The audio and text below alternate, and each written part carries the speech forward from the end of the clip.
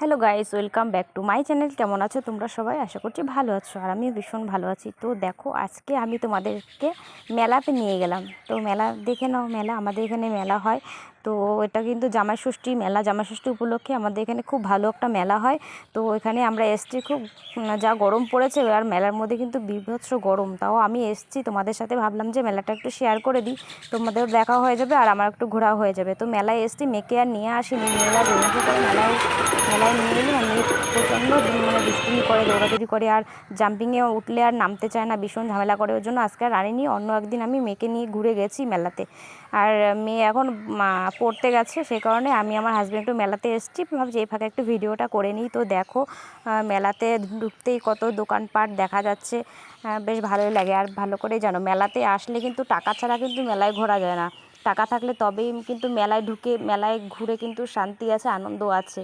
আর মেলায় ঢুকে যদি কিছু কিনতেই না পারি, খেতেই না পারি, তাহলে কিন্তু মেলায় ঘুরে কোনো লাভ নেই। ঠিক আছে? তো দেখো, এটা কিন্তু জামাই ষষ্ঠী মেলা বলে। ঠিক আছে? জামাই ষষ্ঠীর দুদিন আগে কিন্তু মেলাটা শুরু হয়ে যায়। তো দেখো, আমি এই গরমে আমি এই রুলার কুলফি বলে এগুলোকে, রুলার কুলফি খাবো আমি। এটা মেলায় এলে আমি এটা খাই, আমার কাছে খুব প্রিয়। এটা খেতে বেশ ভালো লাগে, ঠান্ডা ঠান্ডা। তো মেলার মধ্যে এত গরমের মধ্যে ঠান্ডা ঠান্ডা কুলফি খাবো, বেশ ভালোই লাগে, মজা লাগে।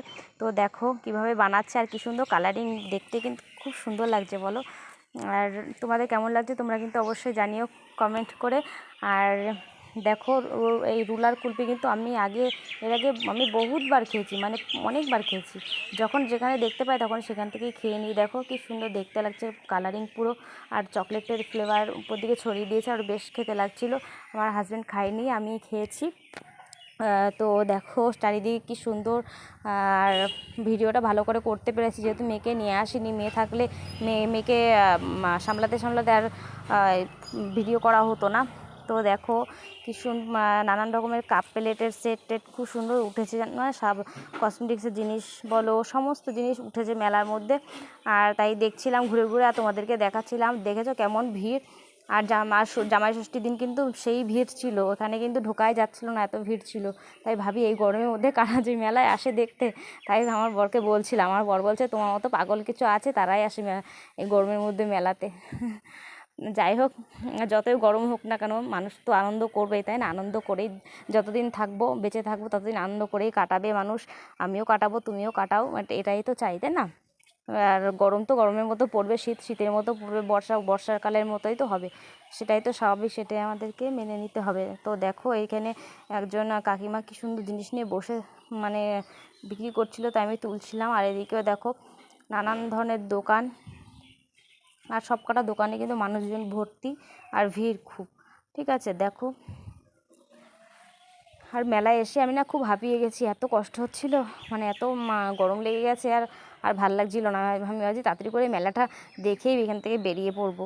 আর এখান থেকে দেখো, আমি একটু বাসনকোসন দেখছিলাম। আর আমার মেলায় আসলে কি হয় জানো, আমি একটু বাসনকোসন বেশি দেখি, ঘরের জিনিস। হ্যাঁ, আমি খুব একটা সাদা জিনিস, কসমেটিক্স আমি খুব একটা কিনি না। আমি মেলা থেকে কিনি না, কোনো সময় আমার সাদা জিনিসের প্রতি আমার অত শখ নেই। আমার শখ আছে মেলাতে বলো, যেখানে বলো, কোথাও গেলে না, আমি যদি বাসনকোসন দেখি, আমি ওগুলোর দিকেই বেশি তাকাই, ওগুলো নিই, ওই সব জিনিস কিনি। হ্যাঁ, ঘর সাজানোর জিনিস এসব কিনি। আর আমার ওই কানের দুল বলো, এ বলো সে বলো, এসব আমি খুব একটা কিনি না।